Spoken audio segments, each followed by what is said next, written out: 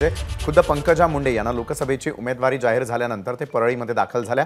मात्र पंकजा या त्यांचे बंधू धनंजय मुंडे यांच्या घरी या क्षणी दाखल झाल्याचं आपण दृश्यांच्या माध्यमातून पाहतोय आणि जंगी अशा प्रकारचं स्वागत आज धनंजय मुंडे यांनी पंकजा ताई यांचं केलेलं आहे।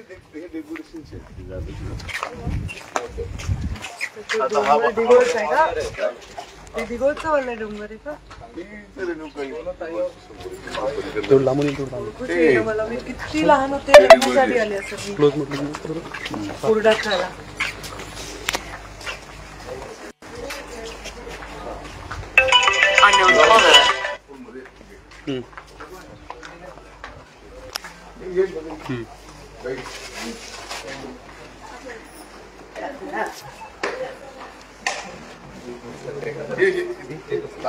मी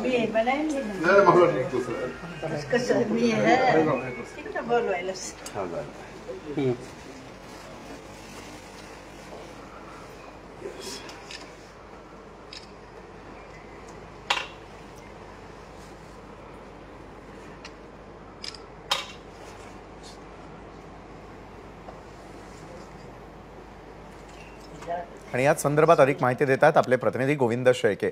गोविंद, खरं तर परळीतून आपण जे दृश्य आपल्या प्रेक्षकांना दाखवतोय, पुन्हा एकदा भाऊ बहीण एकत्र आलेले आहेत, जिव्हाळ्याचं नातं दाखवणारी ही दृश्य आहेत। खरं तर मायेनं हात फिरवणारी आई देखील त्या ठिकाणी पाहायला मिळते।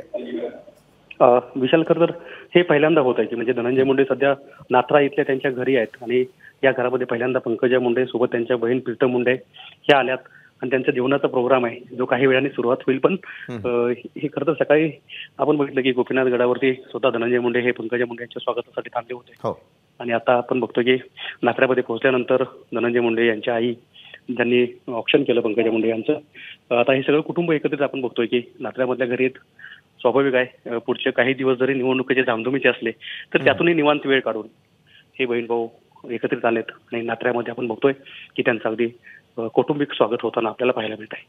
खरोखर आहे, कौटुंबिक जिव्हाळ्याचे प्रश्न गेल्या कित्येक दिवसांपासून होते, मात्र विविध पक्षांमध्ये कार्यरत असताना एकमेकांवर केलेली टीकेची झोड आणि त्यानंतर अगदी भावनिक करणारा व्हिडिओ आम्ही काही क्षणांपूर्वी जो आपल्या प्रेक्षकांना दाखवला की तो म्हणजे पंकजा ताईंनी लहानपणाच्या आठवणींना उजाळा दिलेला आहे। त्यांचं म्हणणं आहे की फार पूर्वी हुरडा खाण्यासाठी म्हणून मी आलेले होते आणि आता बदललेलं स्वरूप घराचं ते आपल्या डोळ्यांमध्ये टिपतायत।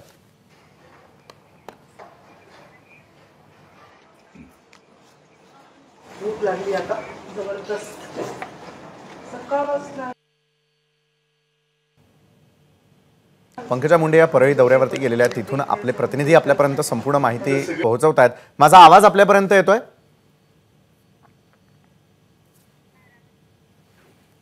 त्याच्या वेळेला पंकजा मुंडे या धनंजय मुंडे यांच्या सोबत त्यांच्या घरापर्यंत दाखल झाले आणि घरी दाखल झाल्यानंतर अतिशय कौटुंबिक पद्धतीनं ओवाळून त्यांचं एबीपी माझा, उघडा डोळे बघा नीट।